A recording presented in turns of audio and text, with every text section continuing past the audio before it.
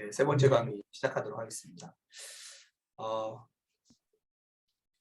제가 이 두 그리스도인의 삶 연합에 관련된 부분들을 강의하기가 참 부담스러운 게요. 다른 분들이 하셔야 될 것 같은데 이게 너무 내용이 많은데 제가 어떻게 해야 할지 잘 모르겠는데 일단 제가 아는 대로 하고 있습니다. 세 번째 강의를 좀 하겠습니다. 세 번째 연합에 관련된 부분을 나누는 건데요. 히브리서 11장 말씀을 좀 먼저 보고 시작하겠습니다. 믿음이 없이는 하나님을 기쁘시게 하지 못하나니 하나님께 나가는 자는 반드시 그가 계신 것과 또한 그가 자기를 찾는 자들에게 상 주시니심을 믿어야 할지니라. 하나님을 기쁘게 하는 삶은 믿음이 없으면 불가능하다고 말해요.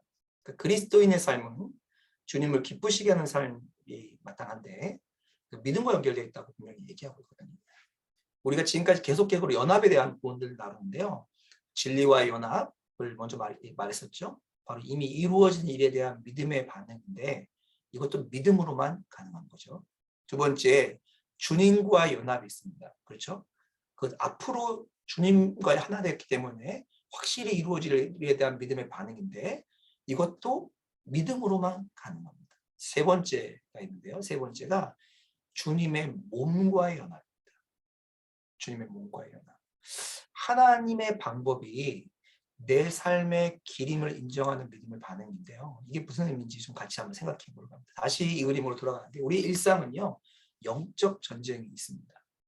영적 전쟁이 있을 때 이 영적 전쟁으로 인해서 우리가 겪게 된 어려움이 뭐냐면 우리의 신분과 진리와 상태와 관계에서 왔다 갔다 하면서 어떤 어려움을 겪는 거라고 말씀드렸어요. 그리고 그것이 점점 더 성숙할수록 우리의 그 서 있는 근거가 신분과 진리에서 흔들리지 않게 된다라고 하는 것들도 말씀드렸습니다. 이제 함께 생각해 볼 게 뭐냐면 그럼 이런 영적인 전쟁이 일어나는 장소가 어디냐는 거예요. 영적인 전쟁을 어떻게 하는지에 대해서 주님 안에 거함으로 우리 우리가 직접 때려서 하는 게 아니고 우리 영적인 전쟁의 방법은 주님 안에 거하는 거죠. 주님과 하나 되는 거죠. 그것만이 우리가 영적 전쟁에서 이길 수 있는 길이에요. 그런데 영적 전쟁이 일어나는 장소가 있습니다. 그 영적 전쟁이 일어나는 장소는 우리가 이미 살펴봤던 것처럼 첫 번째가 마음이에요. 우리의 마음이 주님께서 찾아오신 장소이기 때문에 이곳을 빼앗고 싶어 해요, 사단은. 그래서 여러 가지 들리는 소리로 우리의 마음을 온갖 주님으로부터 멀어지게 할 만한 것을 채우기로 하죠. 그래서 우리 마음이 전쟁터입니다. 그래서 이런 책도 나왔어요. 내 마음은 전쟁터라고 하는 책이 나왔어요. 이 마음에 누가 주인이 되느냐에 따라서 우리 삶이 달라지는데 바로 이 내 마음이 그런 영적인 전쟁터라는 겁니다. 그런데 우리의 마음이 전쟁터인 것은 우리 모두가 동의하는데 이것 외에도 우리가 간과하고 있는 굉장히 중요한 사단이 아주 맹폭을 퍼붓는 집중적인 전쟁터가 있습니다. 지금도 러시아와 우크라이나가 전쟁을 하면서 전쟁 요충지들이 있잖아요. 여기를 점령하면 전쟁의 향방이 달라지는 것 같은 전쟁 요충지가 있잖아요. 이 영적인 전쟁에도 전쟁 요충지가 있습니다. 첫 번째가 뭐냐면 가정이에요. 마음이고 마음 다음에가 뭐냐면 가정입니다. 그리고 또 하나의 요충지가 있는데 그것이 뭐냐면 교회입니다.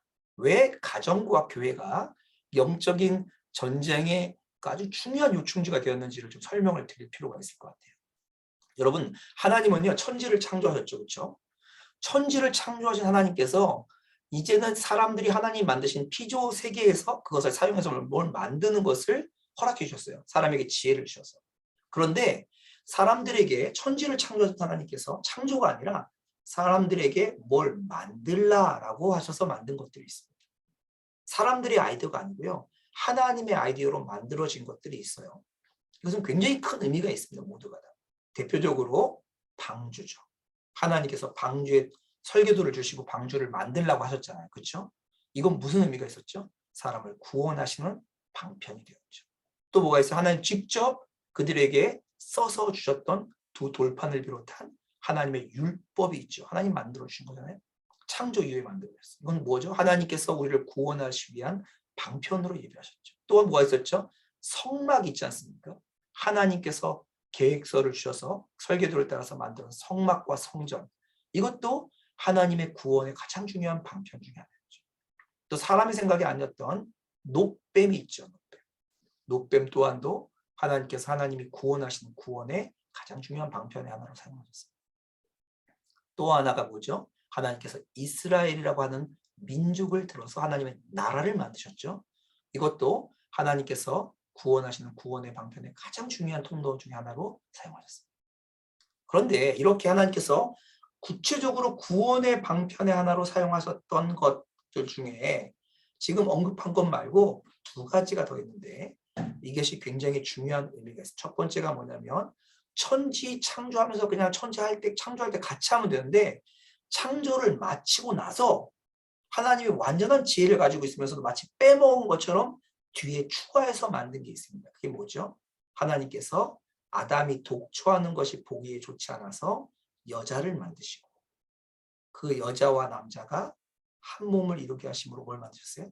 가정을 만드셨어요. 이것이 하나님께서 보시기에 너희는 땅을 생육하고 충만하라고 하시는 주의 명령을 이룰 때 가장 중요하고 가장 합당한 공간이라고 합당한 처소라고 생각했던 곳이 가정입니다. 이게 하나님의 만드신 목적이에요. 그래서 이 가정이 하나님께서 창조하면서 먼저 만들어서 그냥 같이 만들어도 되는데 따로 만들어서 그 의미를 부여하셨어요. 가정이 있어요. 예수님께서 십자가에서 하나님께서 가지셨던 그 구원의 모든 계획을 다 완성하시고 나서 예수님께서 만드신 것이 또 있습니다. 그게 뭐예요? 그것이 교회예요. 그리스도로 말미암아 구원받은 자들이 새 생명 얻은 자들이 가장 있기에 안전하고 합당한 장소라고 생각하셨던 곳이 어디냐면 교회예요. 나머지 것들은 하나님의 정말 구원의 방편으로 사용하셨는데 그런 방편이 아니라 하나님이 형상으로 만든 사람들이 생육하고 충만하고 번성할 때 가장 안전하고 하나님 보시기에 가장 아름답다고 생각하는 장소로 만드신 것이 하나님 창조 이후에 따로 만드신 것이 가정이고 구원의 새 생명을 주신 다음에 구원의 새 생명이 거하기에 가장 안전하고 합당하다고 생각되고서 만들어진 장소가 교회입니다. 그러니 사단이 집중 공격하려는 첫 번째, 하나님의 형상으로 지은 사람을 망가뜨리고 싶죠. 그래서 마음의 전쟁이 일어나는 거예요. 그렇죠? 두 번째, 하나님께서 생명, 하나님 형상을 따라 만들어진 생명들이 거하기에 가장 안전하고 합당하다고 생각했던 그 만드신 장소가 어디예요? 가정이죠. 그러니까 가장 집중 공격을 합니다. 세 번째가 뭐예요? 하나님의 새 생명, 구원받은 자들이 가장 안전하고 합당하다고 보내준 장소가 어디예요? 교회예요. 이 교회를 그래서 집중 공격합니다. 이 세 영역에서 우리의 보이지 않는 전쟁이 아주 심각하게 일어나고 있습니다. 이 세 영역을 우리가 다 알아야 됩니다. 영적인 싸움의 가장 전략적 요충지가 세 영역이에요. 우리의 개인, 마음, 가정, 교회. 근데 보시면 알겠지만 이 세 가지가 지금 21세기를 살고 있는 우리 한국 땅에 그대로 드러나고 있죠. 아주 전략적으로 뭘 해요? 개인의 마음을 무너뜨리는 것에 아주 집중 포화가 이루어지고 있고 가정의 가치를 파괴하고 가정의 가치를 무너뜨리고 그리고 성경이 말하는 가치가 선택적이라고 말하는 가치들로 아주 집중 포화를 하고 있죠. 세 번째, 하나님의 몸, 이 교회가 어떤 의미가 있는지를 상실하게 하는데 아주 심각한 공격들이 이루어지고 있습니다. 그중에 오늘 이 세 번째, 교회에 대해서 우리가 함께 생각해 보려고 합니다. 이 교회를 하면요, 교회를 생각하면 많은 성도들이 참 너무 죄송합니다. 개인적으로는 목사로서 너무너무 죄송해요. 사실은 교회를 향한 슬픔과 안타까움은 거의 목회자로부터 비롯되는 경우들이 많기 때문에 사실은 제가 먼저 사과를 좀 드리고 싶은 마음이 있습니다. 교회를 향한 안타까움과 슬픔들을 가지고 계신 분들이 굉장히 많아요. 특별히 자신이 속해 있는 교회를 생각하면서 내가 왜 이 교회에 있지? 이런 생각들을 하시는 분들이 적지 않게 있는 걸 알고 있습니다. 질문을 하죠. 나는 왜 이 직분을 가지고 있지? 이 섬김은 왜 하는 거지? 이 공동체는 나에게 어떤 의미가 있지? 이 교회라는 것은 나에게 무슨 의미가 있지? 하지만 하나님이 허락하신 이 몸된 공동체인 교회를 정확하게 아시는 것이 필요합니다. 하나님께서 하나님의 형상을 닮은 사람들이 이 땅에 편만하게 하시면서 주셨던 하나님의 방편은 가정이었어요. 그리고 하나님의 새 생명이 이 땅을 편만하게 덮어가는, 그리스도의 구원의 복음이 편만하게 덮어가는 하나님의 방편도, 하나님의 방법도 있는데 그것은 교회입니다. 마태복음 16장 말씀을 좀 같이 보겠습니다. 예수님께서 말씀하시는 교회가 뭔지를 알려면 마태복음 16장 13절에서 19절까지 말씀을 좀 알 필요가 있습니다. 읽겠습니다. 예수께서 빌립보 가이사라 지방에 이르러 제자들에게 물어 이르시되 사람들이 인자를 누구라 하느냐? 이르되 더러는 세례 요한, 더러는 엘리야, 어떤 이는 예레미야나 선지자 중 하나라 하나이다. 이르시되 너희는 나를 누구라 하느냐? 시몬 베드로가 대답하여 이르되 주는 그리스도시요 살아계신 하나님의 아들이시니이다. 17절부터 19절 계속 읽겠습니다. 예수께서 대답하여 이르시되 바요나 시몬아 내가 복이 있도다. 이를 내게 알게 하니는 혈육이 아니요 하늘에 계신 내 아버지시니라. 또 내가 내게 이르노니 너는 베드로라. 내가 이 반석 위에 내 교회를 세우니 음부의 권세가 이기지 못하리라. 내가 천국 열쇠를 내게 주리니 내가 땅에서 무엇이든지 매면 하늘에서도 매일 것이요 내가 땅에서 무엇이든지 풀면 하늘에서도 풀리리라 하시고. 이 말씀이 예수님께서 교회를 소개한 첫 번째 장면, 하나님께서 보시는 교회예요. 이 배경을 좀 먼저 볼 건데요. 배경이 어떻게 시작됐냐면 예수님이 질문으로 시작돼요. 예수님께서 빌립보에 있는 가이사라 지방에서 제자들을 불러다가 질문을 하세요. 사람들은 나를 누구라고 부르냐? 이렇게 질문하신 거죠. 그랬더니 제자들이 뭐라고 해요? 어떤 사람들은 세례 요한, 어떤 사람들은 엘리야, 어떤 사람들은 예레미야, 선지자 중 하나라 합니다. 이렇게 대답을 합니다. 사람들의 의견을 질문하죠. 근데 예수님의 관심은요, 사람들이 예수님을 뭐라고 부르느냐가 아니에요. 예수님을 따르는 너희는 나를 누구라 하느냐. 이것이 예수님의 진짜 관심이었어요. 그래서 예수님이 두 번째 질문, 너희는 나를 누구라 하느냐. 이때 평상시에는 이렇게 뭐 그냥 별 생각 없이 이렇게 하시는 분인데 이렇게 생각보다 행동이 많이 앞서시는 그 우리 베드로께서 아주 가장 대단한 굉장한 일을 하나 하십니다. 그것이 마태복음 16장 16절 베드로의 고백이에요. 베드로가 대답하여 이르되 주는 그리스도시요 살아계신 하나님의 아들이시니이다 라고 대답하죠. 그리고 이 대답을 들으시고 예수님이 선언하신 거예요. 내가 베드로에게 너에게 이르노니 너는 베드로라. 내가 이 반석 위에 내 교회를 세우리니 음부의 권세가 이기지 못하리라. 뭐라고요? 예수님께서 첫 번째 뭐라고 그러셨냐면 내가 이 반석 위에 교회를 세운다고 말씀하셨어요. 굉장히 중요한 부분입니다. 교회가 무엇인가를 이해할 때 이 구절이 너무너무 중요해요. 이 구절을 잘못 이해해서 베드로가 반석이니까 이 베드로 위에 교회를 세운다고 해서 가톨릭에서는 교황이 바로 이런 권세를 가지고 있다라고 하는 해석을 했습니다. 하지만 성경은 내가 이 반석 위에 내 교회를 세우리니 했을 때 이 반석과 베드로라는 이름의 원어가 의미가 좀 다릅니다. 그러므로 이 반석 위에 교회를 세운다는 것이 무슨 뜻인지 한번 생각해 볼 필요가 있습니다. 첫 번째, 이 반석 위에 내 교회를 세우겠다라고 했던 말씀이 어떤 의미인지는 그 다음 절들을 좀 읽어보면 알 수 있습니다. 16장 17절에 보면 이렇게 기록돼 예수께서 대답하여 이르시되 바요나 시몬아 내가 복이 있도다. 이를 너에게 알게 한 이는 혈육이 아니고 하늘에 계신 내 아버지니라. 하나님께서 이 베드로에게 이 고백을 하게 했다는 거죠. 그런데 어떤 고백을 했죠? 주는 그리스도시요 살아계신 하나님의 아들입니다 라고 하는 이 고백을 한 것을 칭찬한 거잖아요. 그렇죠? 그러니까 이 반석 위에 세운다는 것은 뭘 말하는 거예요? 주는 그리스도시요 살아계신 하나님의 아들이라고 하는 이 고백 위에다가 하나님께서 내 교회를 세우겠다라고 약속하신 거예요. 그러니까 이 반석 위에라고 하는 것에 대해서 이해하기 위해서는 그 전에 나와 있는 성경도 좀 보면 좋을 것 같습니다. 왜냐하면 이 반석 위에라고 하는 것은 마태복음에 딱 두 번 쓰이는데요. 여기에 조금 전에 봤던 우리 이 예수님께서 바요나 시모나라고 했던 그때 쓰이고, 그 전에 마태복음 7장에 또 한 번 이 반석이라는 표현이 등장하는데, 마태복음 7장에 어디에 등장하냐면 이때 등장, 산상수훈에서 등장합니다. 7장 24절에서 25절입니다. 그러므로 누구든지 나의 이 말을 듣고, 예수님의 이 말을 듣고 행하는 자는 그 집을 반석 위에 지은 지혜로운 사람 같으니 비가 내리고 창수가 나고 바람이 불어 그 집에 부딪히되 무너지지 아니하나니 이는 주추를 반석 위에 놓은 까닭이요. 계속 읽겠습니다. 26절에서 27절입니다. 나의 이 말을 듣고 행하지 않은 자는 그 집을 모래 위에 지은 어리석은 사람 같으니 비가 내리고 창수가 나고 바람이 불어 그 집에 부딪힘에 무너져 그 무너짐이 심하니라.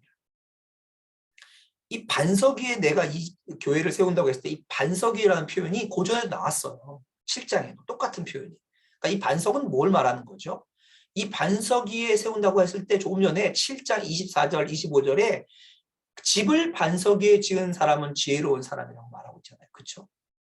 근데 이것을 이해하기 위해서는요. 당시에 이스라엘을 이해하게 됩니다. 사람들은요. 당시에 이스라엘 사는 사람들은 이해했어요. 이스라엘 사람들이 살고 있는 땅은 이런 땅이에요. 보시는 저처럼 바위가 아주 많다는 산이 있고, 그리고 아래쪽에 모래가 이렇게 있는 평지가 있습니다. 근데 이게 이제 평지처럼 보이지만 사실은 우기가 되면, 비가 내리면 이 모래가 있는 지역이 뭘로 바뀌어요? 물길로 바뀌게 됩니다. 그러므로 이스라엘 사람들은, 이런 지역에 살고 있는 이스라엘 사람들은 집을 어디다 짓냐면 절대로 물길이 있는 모래 위에다 집을 안 짓고 바위가 있는 바위 위에다 집을 지어요. 그래서 우기가 되어도 집이 무너지지 않도록. 그래서 고고학자들이 발견한, 아니 지금도 남아있는 이스라엘의 집을 보면요. 이런 커다란 반석, 이 반석 위에, 바위 위에다가 집을 짓는 거죠. 무슨 뜻이에요? 흔들리지 않는, 절대로 안전한, 여기만이 안전한 집이, 장소가 되는 거죠.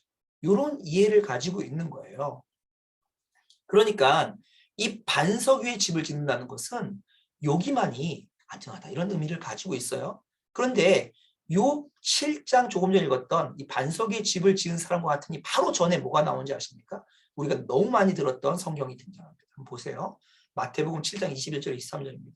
나더러 주여 주여 하는 자마다 다 천국에 들어갈 것이 아니요 다만 하늘에 계신 내 아버지 뜻대로 행하는 자라야 들어가리라.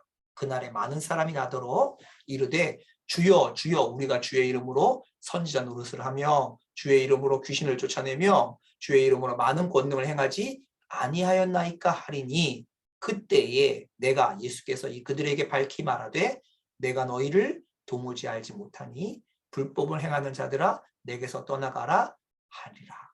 요 말씀을 하시고 내 말을 듣고 내 말대로 하는 사람은 반석 위에 집을 지은 사람 같다는 말이 바로 연결해서 이어집니다. 요 말과 이렇게 연결해서 보면 지금 뭘 말하고 있어요? 반석 위에 집을 짓지 않은 것은요, 주님이 알지 못하는 자들이라는 거예요. 비록 그들이 주의 이름으로 선지자 노릇했어요. 무슨 말이에요? 하나님 말씀을 가르쳤어요. 주의 이름으로 귀신을 쫓았어요. 무슨 말이에요? 하나님의 권능과 이적을 행했어요. 하나님의 역사를 나타냈어요. 그럼에도 불구하고 이들은 모래 위에 집을 지은 사람과 같다는 거예요. 이런 배경이 있습니다. 반석 위에라는 이해는. 이 배경을 가지고 보면 반석 위에 집을 짓지 않으면요, 망하는 거예요. 근데 이런 배경을 가지고 있는 가운데서 주님께서 뭐라고 했어요? 내가 이 반석 위에 내 교회를 세운다고 했습니다. 이 반석은 뭐예요? 주는 그리스도시요 살아계신 하나님의 아들이라고 하는 이 베드로의 신앙 고백 위에다가 집을 짓는다. 이것을 근거로 교회는 무엇인가 이해하면, 첫 번째, 다른 기초가 없다는 거예요.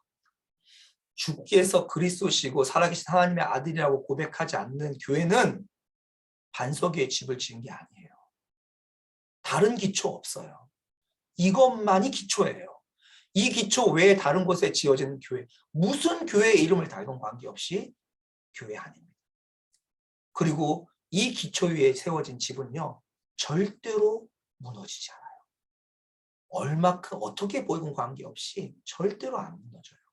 가장 중요한 세 번째가 뭐냐면 이 반석 떠나면, 이 기초 떠나면 망한다는 거예요.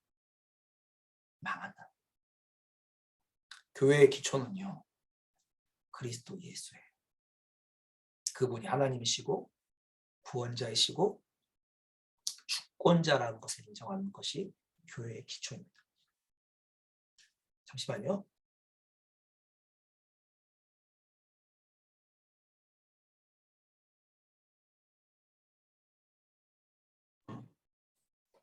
죄송합니다. 네, 계속하겠습니다. 첫 번째 주님의 선언이 뭐였죠? 이 반석 위에 내 교회를 세운다는 것입니다. 두 번째 주님의 선언이 있는데, 두 번째가 뭐냐면 교회를 세운다고 했는데 무슨 교회를 세운다고 했어요? 내 교회를 세운다고 말씀하셨어요. 내 교회를 세운다. 그냥 교회를 세운다고 하지 않으시고요. 주님께서 내 교회를 세우신다고 말씀하십니다. 이것은 성경이 아주 명확하게 얘기하고 있는 바입니다.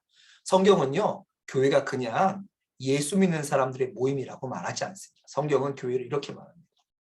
에베소 1장 22절 23절.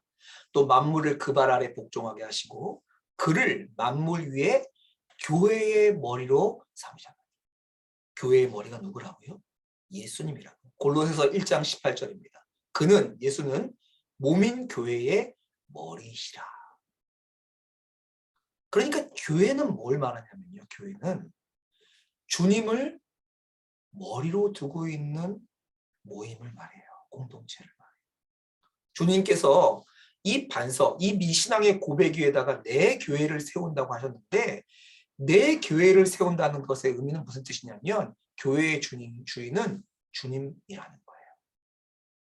교회의 주인, 성도들 아닙니다. 교회의 주인은 주님 한 분이에요. 그러므로 교회는 어떤 공동체냐면 주님의 뜻대로 사는 공동체. 교회란 이름을 달고 있는데 주의 뜻대로 안 살면 교회 아닌 거예요. 교회는 주의 뜻대로 사는 공동체.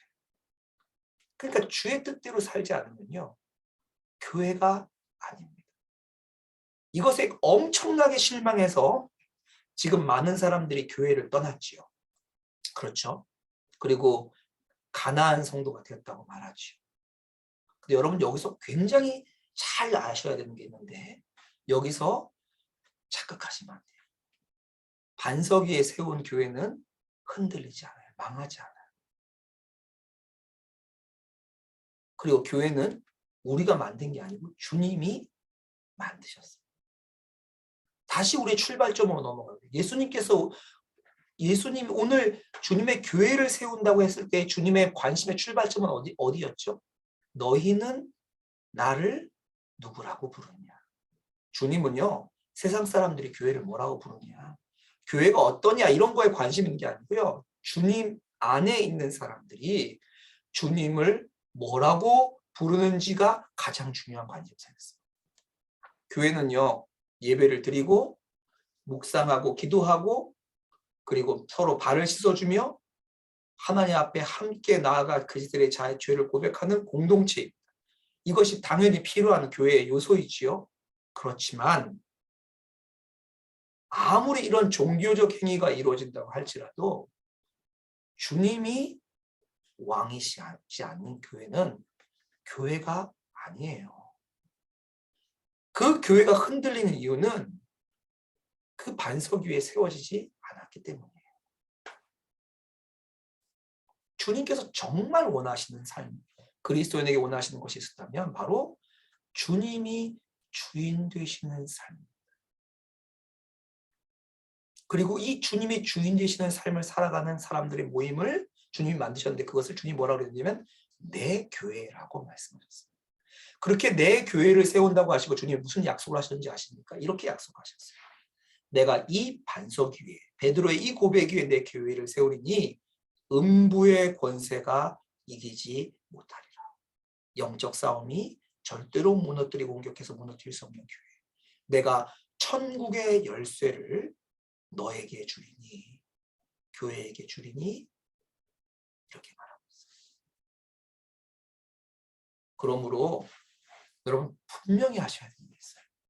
교회는 옵션이 아닙니다.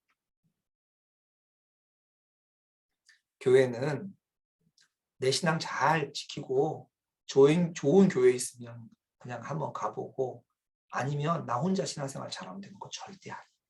이게 주님의 방법이에요. 제가 너무 죄송해요. 사실은 교회가 이렇게 하나님이 가지고 계신 원래의 모습과 달라서 너무 죄송하긴 하지만 그렇다고 사단이 주는 거짓말을 따라서 교회가 없이도 얼마든지 하나님과 함께 연합하여 살아가는 그리스도인의 삶을 살 수 있다고 생각하는 것은 성경을 완전히 부정하는 거예요. 성경은 우리를 교회로 부르고 있어요. 아이가 태어나면 가정으로 부름받는 것처럼 그리스도의 새 생명을 얻은 그리스도의 자녀들은 교회로 부름받습니다. 근데 그 교회가 뭐냐면요. 왜 우리는 이 교회에 있죠? 우리는 왜 여기 있죠? 우리는 지금 이 모습을 왜 살아가고 있는 거죠? 그럼 복음의 두 굉장히 중요한 축이 있는데 우리가 지난주에 살펴봤던 예수 그리스도께서 우리의 어린 양이 되셔서 우리의 구원자가 되셨다는 것입니다. 구원자가 되셨다. 그렇죠? 우리의 구원자가 되셔서 우리를 죄로부터 건지시고 우리에게 의로운 옷을 입혀준다는 것이 한 축입니다. 근데 이것만 알면 안 돼요. 두 번째 축이 있는데 그게 뭐냐면 주님께서 그렇게 우리의 구원자가 되신 뒤에 우리의 안에 오셔서 우리 연합해서 우리의 뭐가 돼요? 왕이 되시는 거예요. 우리의 주인이 되시는 거예요. 그분이 우리의 삶을 다스리는 거예요. 이것이 복음의 두 축입니다. 구원받은 자들이 거룩하게 되어져서 왕을 모시고 살아가는 삶. 근데 그것이 어디서 나타나기로 하셨냐면 주님께서 교회를 통해서 나타납니다. 어떤 기초예요? 주는 그리스도시요 살아계신 하나님의 아들이라고 하는 우리 신앙의 고백 위에 이것이 세워져서 살아가기를 원하셨어요. 여러분 그러니 뭐가 교회인지 아십니까? 이 고백을 드리는 사람들이 교회인 거예요. 여기 무슨 교회, 무슨 동네 교회 이런 이름 달린 건물의 교회가 아니고요. 그 교회 사는 프로그램의 교회가 아니고요. 그 고백을 드리는 우리가 교회인 거예요. 사단이 집중 공략해서 지금 가정을 완전히 무너뜨렸어요. 남자와 남자도 결혼해서 가정을 이룰 수 있다고 말하고요.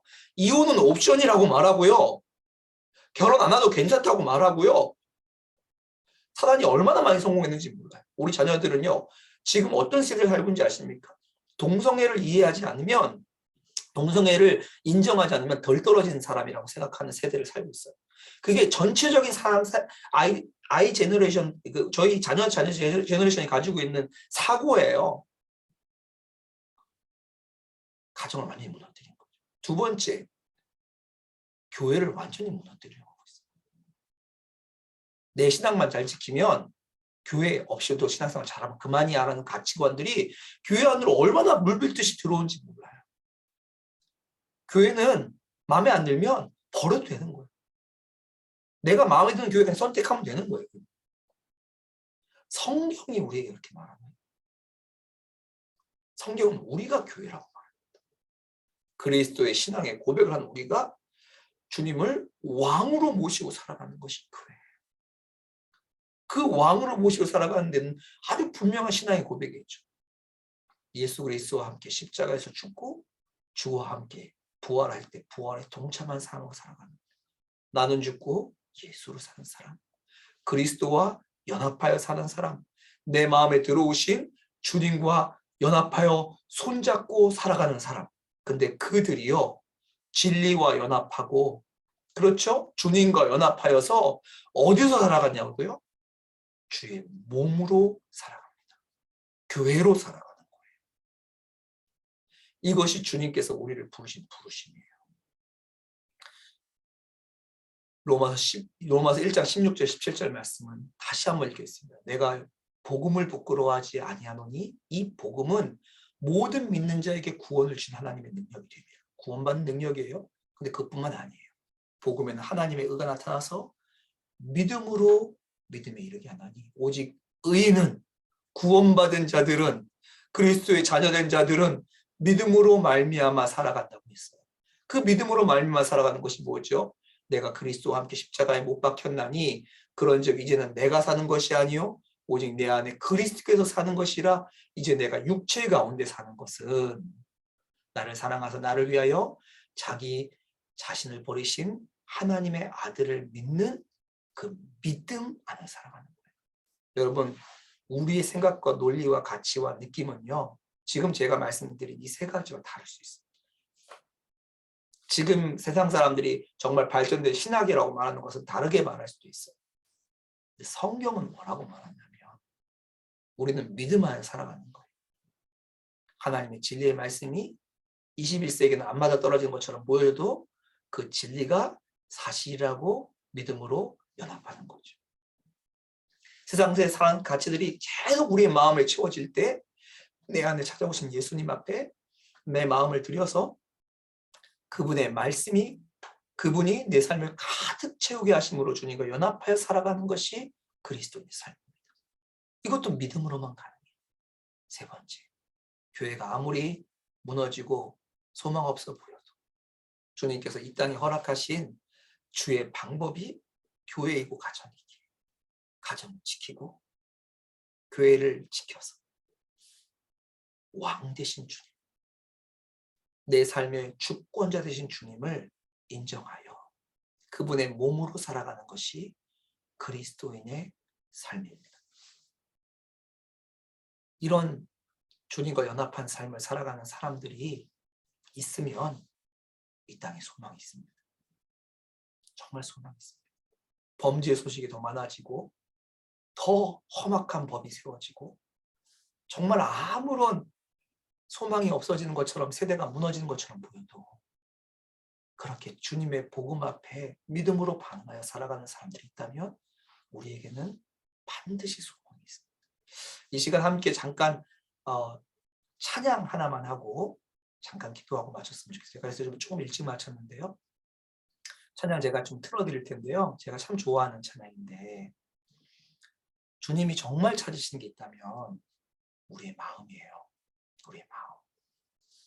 그 마음을 주님 앞에 좀 고백해서 드렸으면 좋겠습니다. 주님, 내 마음 찾아오셔서 왕도 되시고 내 마음 가득 채우기도 하시고 내 마음의 진리의 그 빛나는 영광이 차고 넘치는 은혜를 달라고 이 고백을 좀 드리면서 잠깐 찬양하고 함께 기도하는 시간 가졌으면 좋겠습니다. 제가 찬양을 틀어드릴게요.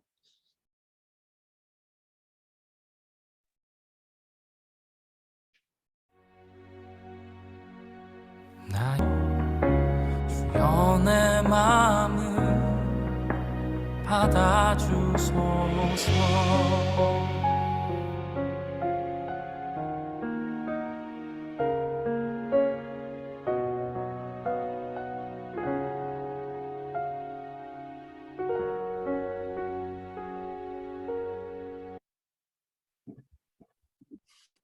이 시간 잠깐 함께 기도하는 시간을 가졌으면 좋겠는데요. 이유는 우리가 복음을 믿고 받아들이는 데는 우리가 할 일은 없습니다. 단지 그것을 믿는 것으로 그치는 겁니다. 하지만 그리스도인으로 살아가는 삶은 우리가 해야 되는 일이 있습니다.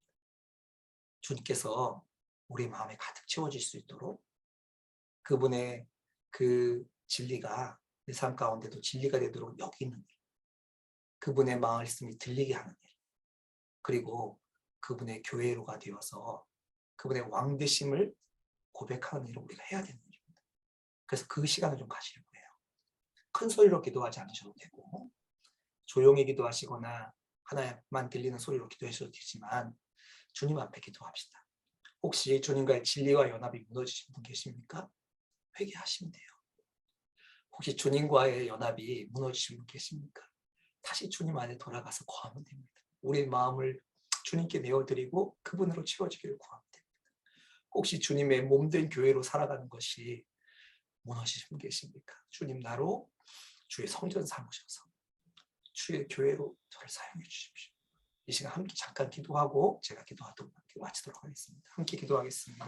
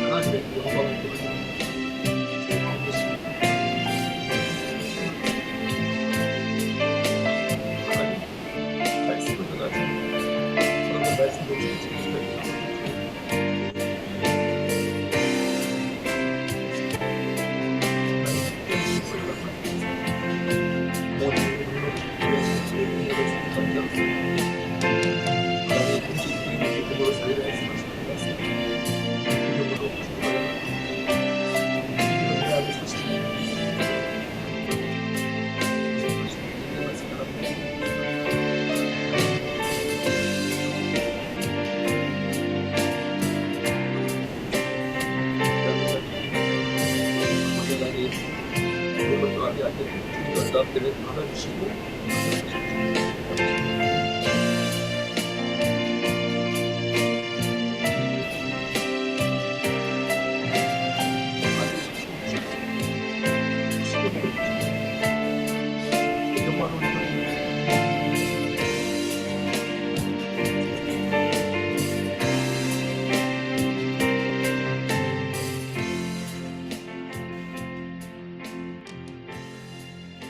아버지 하나님 참 고맙고 감사합니다. 오늘 두 번째 주간 하나님 그리스도인의 삶에 대해서 나눴습니다. 하나님 이것은 하나님 주님과 연합하는 일이고 주님의 왕되심을 지켜가는 일이고 주의 말씀 우리 삶 가운데 누려지는 일을 믿습니다. 하나님 이 일을 하나님 듣고 알게 되신 모든 이곳에 계신 한 분 한 분들이 하나님 참으로 이 삶을 누리게 하소서. 지속하게 하시고 그리스도의 왕됨을 온전히 소유하고 살아갈 수 있도록 축복하여 주옵소서. 하나님 부족한 종 때문에 주님이 제한받으신 것이 많이 필요합니다. 그러나 주님께서 원하시는 대로 역사하셔서 영광 받아 주옵소서. 감사드리며 예수님의 이름으로 기도합니다. 아멘. 네, 감사합니다. 네. 아멘. 감사합니다. 혹시 이 여목사님 말씀하신 부분들이 어떤 부분은 좀 아시지만 어떤 부분들은 새롭게 많이 조명해 주셨어요. 그래서 질문 있으시면 네, 잠깐 받고.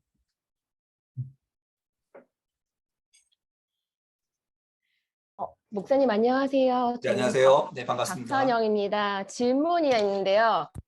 네. 현실을 사는 저희들한테 가장 현실을 사는 저희 입장에서 저는 제가 살면서 신앙생활하면서 하나님께서 두 가지의 것을 지키라고 저한테는 그것을 원칙을 지키고 있고 살고 있거든요. 그게 뭐냐면 주일 성수와 11조예요. 네. 네, 최근에 제가 들었던 어떤 유튜브에 되게 요즘 많이 나오시는 교수님이시더라고요. 제가 그분 걸 제가 잘못 이해했는지 모르겠지만 그 부분 두 가지 부분에서 제가 들었을 때 마음이라는 것으로 통틀어서 얘기하시는 거를 제가 그렇게 이해했거든요. 지금 11조를 꼭 해야 된다, 주일 성수를 꼭 해야 된다 이것이 아니라 우리의 마음이 중요하다. 그리고 우리가 지금 코로나 시대에 온라인 예배를 통해서 막 교회를 가는 게 중요하냐 안 가는 게 이런 여러 가지 찬반 논란이 있는 가운데 그렇지만 우리의 마음이 중요하다라는 것으로 어떻게 보면 통틀어서 얘기하는 것처럼 저는 이해를 했거든요.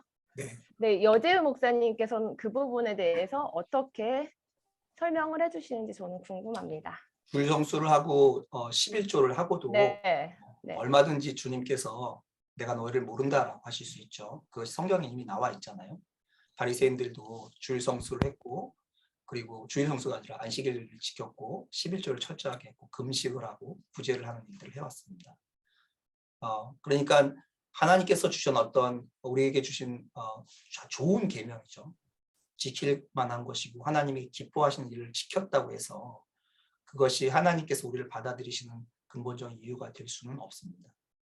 11조의 의미는 내가 가지고 있는 재정의 10분의 1을 드린다는 것이 아니고 우리가 가지고 있는 모든 것이 주님의 것이라고 하는 것을 표현해 드리는 방법이 11조인 거죠. 그렇죠. 주일 성수라는 것은 일주일에 한 번을 공예배를 나가겠다는 게 아니고 나는 그리스도로 말미암아 새 생명을 얻은 사람이기에 주님께서 부활하신 그 주일에 나는 그 표현을 믿음으로 드린다라고 하는 의미죠.